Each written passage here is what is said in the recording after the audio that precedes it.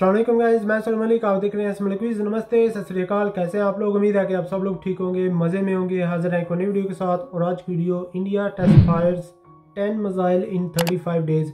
ये बहुत बड़ी अचीवमेंट है इंडिया की, और पूरी दुनिया में ये देखा गया कि किस तरह से इंडिया का जो DRDO है और इसरो, इन दोनों ने मिलकर बहुत ज़्यादा काम किया। और ये तब स्टार्ट हुआ जब चाइना का मामला हुआ था। तो तब से लेके अब तक इंडिया के जो साइंटिस्ट हैं वो बहुत ज़्यादा बिजी हैं। तो इस वीडियो को हम देखते हैं। वीडियो देखने से पहले आप हमारे चैनल को लाइक करें, सब्सक्राइब करें और दोस्तों के साथ शेयर करना मत भूलें। तो चलते हैं, देखते हैं video. Hello and welcome to study IQ। So recently सितंबर और अक्टूबर मंथ्स में एक बहुत ही यूनिक ट्रेंड देखने को मिला, जहां पर इंडिया ने 10 मिसाइल टेस्ट किए हैं within 35 days. 10 missile test directly या इनडायरेक्टली डिस्कस करेंगे इनको। बहुत कुछ आपको जानने को मिलेगा। So a lot to know, a lot to discuss as always. But before we begin, Google Play Store पे जाओ, डाउनलोड करो यहाँ पर स्टडी IQ एजुकेशन ऐप, और यहाँ पे आप खरीद सकते हैं हमारा फ्लैगशिप UPSC कोर्स। इसके अलावा मेरा साइंस एंड टेक कोर्स भी यहाँ पे अवेलेबल है। इससे आपको बहुत हेल्प मिलेगी for UPSC preparation. So by the science and tech course at the study IQ education app today. Now अगर हम बात करें इंडिया चाइना स्टैंड ऑफ, अभी के लिए इंडिया और चाइना की जो आर्मी आमने सामने खड़ी है, इसकी शुरुआत प्रॉपरली हुई थी 5 मई को। 5 मई 2020 से माना गया कि इंडिया और चाइना के बीच में एक नया स्टैंड ऑफ शुरू हो चुका है नियर द पैंगोंग लेक। बाद में गलवान वैली और वेरियस अदर जो रीजन्स हैं वो भी यहाँ पे इन्वॉल्व हो गए। नाउ 5 मई से लेकर अब तक हम अगर अक्टूबर में देखें तो 160 से ऊपर दिन हो चुके हैं, और अभी भी ये स्टैंड ऑफ कायम है। इसको आप अगर कंपेयर करोगे 2017 के डोकलाम स्टैंड ऑफ से, तो वो स्टैंड ऑफ चला था बस 2 महीने 1 हफ्ते और 5 दिन। और सबसे ज्यादा चिंताजनक बात यहाँ पर यह है कि इवन दो इंडिया और चाइना के विदेश मंत्री बहुत सी मीटिंग्स कर चुके हैं, बातचीत कर चुके हैं, डिसएंगेजमेंट की बात बहुत तरीके से सामने आई है, 5 पॉइंट सोल्यूशन सामने निकला, मगर अभी भी माइक पोम्पियो जो US के सेक्रेटरी ऑफ स्टेट है, उन्होंने रिसेंटली ये क्लैरिफाई किया है कि चाइना ने 60,000 सोल्जर्स डिप्लॉय कर दिए हैं नियर द इंडियन बॉर्डर। और साथ में ये भी बोला है कि US को इंडिया का साथ देना होगा इन सच अ टाइम। चाइना ने पिछले कुछ महीनों में एक मैसिव ट्रूप बिल्डअप ही नहीं किया, इसके अलावा इन्होंने बहुत बार अपने मिसाइल टेस्ट भी किए हैं इंडिया और US को एक प्रॉपर मैसेज सेंड करने के लिए। इसमें से मैं कहूंगा सबसे प्रोवोकेटिव और अग्रेसिव एक्शन था चाइना का, से इंडिया जब जो इन्होंने बहुत 4 ज्यादा मिसाइल दागे अब कर रहे हैं। साउथ चाइना सी में। ये मिसाइल थे DF-26B और DF-21D। इनकी फुल फॉर्म है डोंगफेंग मिसाइल। चाइना कहता है कि ये एयरक्राफ्ट कैरियर किलर मिसाइल है, मतलब कि US के जो मैसिव एयरक्राफ्ट कैरियर है 1 लाख टन से भी भारी, उनको आसानी से ये मिसाइल डैमेज कर सकते हैं। इससे पहले अगर हम देखें तो जो भी यहाँ पर मेजर कंट्रीज इन्वॉल्व हैं, जापान, इंडिया, चाइना और US, इन सब कंट्रीज ने बहुत से एक्शंस लिए हैं। मिलिट्री एक्सरसाइज हुई है, उसके अलावा शिप्स की पेट्रोलिंग हुई है, बहुत से एक्शंस लिए गए थे। मगर एक डिस्प्यूटेड एरिया में लगातार मिसाइल दागना एक बहुत ही जरा अग्रेसिव स्टेप था बाय चाइना। यहाँ पे आप देख पाएंगे उस टाइम का आर्टिकल है by the New York Times, China fires missile into South China Sea sending US a message. और ये मैसेज बाय द वे सिर्फ US के लिए नहीं था, ये मैसेज इंडिया के लिए भी था, क्योंकि अक्टूबर महीने के आसपास वर्ल्ड मीडिया ने ये रिपोर्ट करना स्टार्ट कर दिया कि चाइना ने डिप्लॉय किए हैं अपने new anti aircraft missiles near the Indian border. यहाँ पे आप देख पाएंगे फोर्ब्स का आर्टिकल है। नाउ अगेन यहाँ पे एक क्वेश्चन मार्क इसलिए लगा रहे हैं क्योंकि चाइना ने ओपनली ये एडमिट नहीं किया।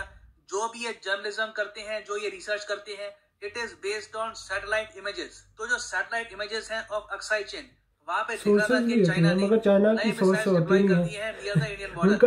और ये मिसाइल्स हैं HQ-9। HQ-9 मिसाइल बेसिकली एक कॉपी है रशिया के S-300 की। S-400 के बारे में आपको पता होगा, अच्छा, सब कुछ मगर रशिया ने S-400 से पहले बनाया था S-300, और इसका पूरा डिजाइन कॉन्सेप्ट चाइना ने कॉपी करके एक खुद का मिसाइल सिस्टम बना दिया, H-9 मिसाइल सिस्टम। और ये आज के समय वेरियस अमेरिकन रिपोर्ट्स के हिसाब से डिप्लॉयड है near the Indian border. Now India ने भी इसके रिस्पांस में काफी कुछ डिप्लॉयमेंट करी है। हमारे सोल्जर्स आज के समय लद्दाख में तैनात हैं। हमने यहाँ पर आकाश मिसाइल सिस्टम, उसके अलावा टैंक्स यहाँ पे डिप्लॉय कर दिए हैं। मगर इंडिया को नीड ये थी कि हम लगातार मिसाइल टेस्ट करें चाइना को एक प्रॉपर मैसेज सेंड करने के लिए, और पिछले 35 दिनों में हमने यही किया है। आप अगर देखें, सबसे पहले इंडिया ने एक बहुत ही इंपॉर्टेंट टेस्ट किया 7 सितंबर को, the hypersonic technology demonstrator vehicle test.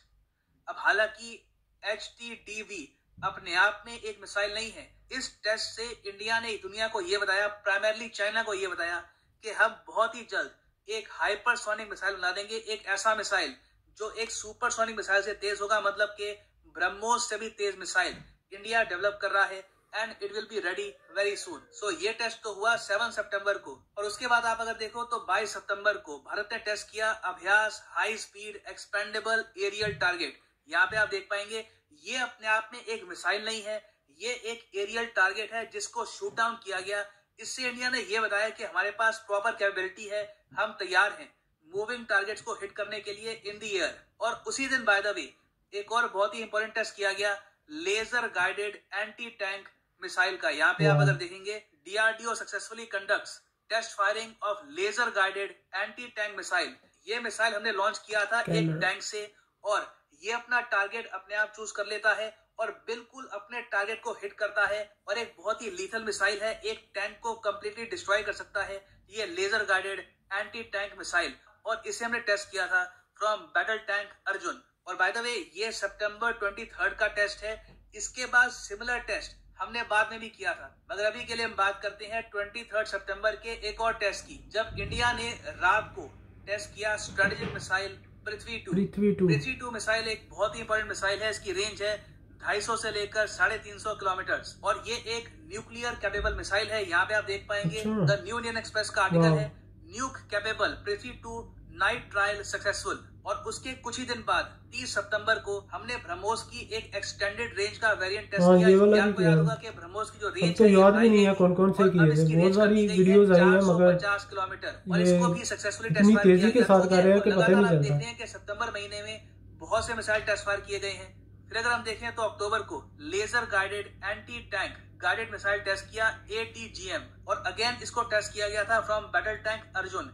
और आपको ध्यान में रखना होगा कि ये मिसाइल बार बार टेस्ट करना एक क्लियर मैसेज था टू चाइना, क्योंकि आज के समय आपको पता होगा कि लाइन ऑफ एक्चुअल कंट्रोल के पास दोनों इंडिया और चाइना ने जो अपने टैंक्स हैं ये भी डिप्लॉय किए हैं। हालांकि रिसेंटली कुछ पीछे किए गए हैं, मगर आज भी बॉर्डर के करीब टैंक्स डिप्लॉयड हैं। तो इंडिया ने यहाँ पर ओपनली ये बताया कि हम चाहें तो बहुत ही आसानी से आपके जो टैंक्स हैं इन्हें टारगेट करके डिस्ट्रॉय कर सकते हैं। So these test were very important.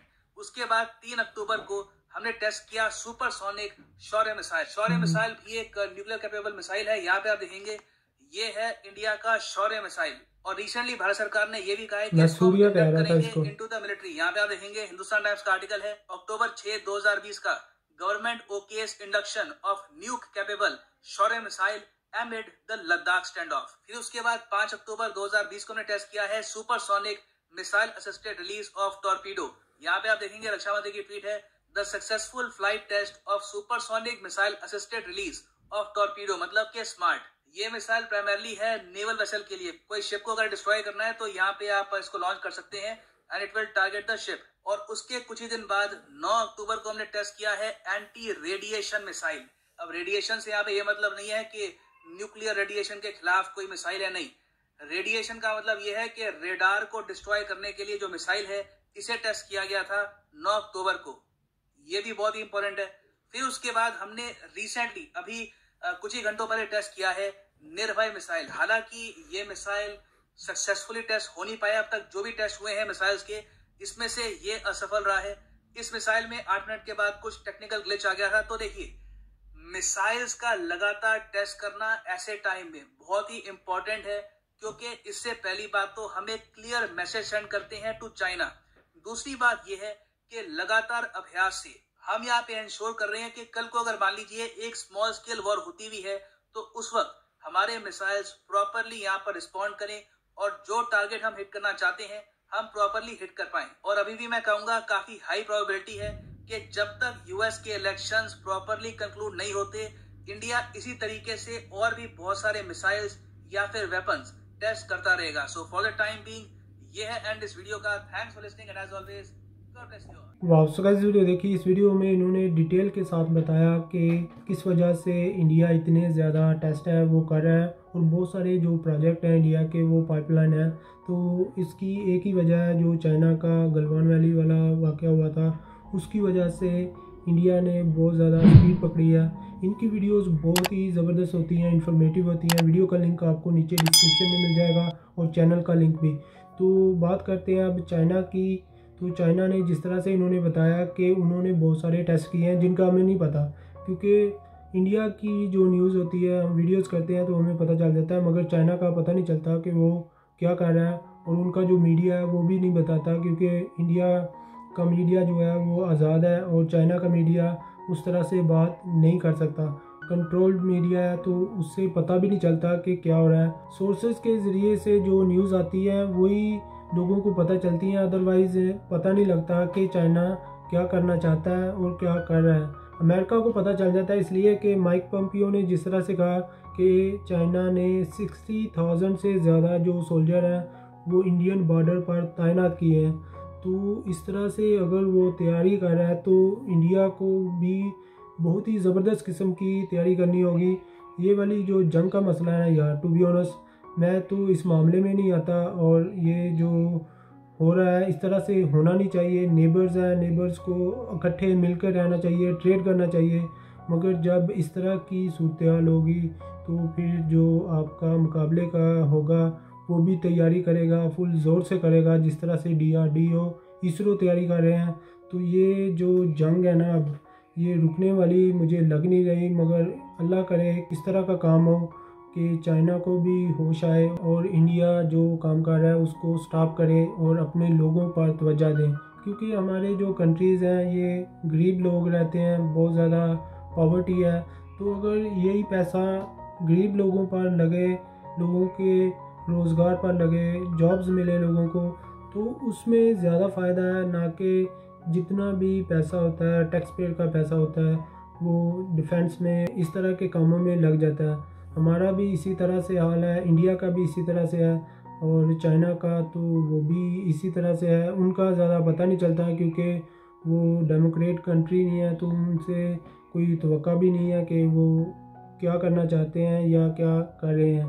तो अल्लाह करे कि यार सब सुलह सफाई से हो जाए और अच्छे से रहें नेबर्स। और इंडिया और चाइना का जिस तरह से आपस में ट्रेड था बहुत ही ज़बरदस्त किस्म का था, तो वो दोबारा से बहाल हो। सो गाइस ये थी हमारी आज की वीडियो। आपको हमारी वीडियो कैसी लगी? अगर अच्छी लगी हमारे चैनल को लाइक करें, सब्सक्राइब करें और दोस्तों को साथ शेयर करना मत भूलें। तो मिलते हैं नेक्स्ट वीडियो में। अल्लाह हाफिज़।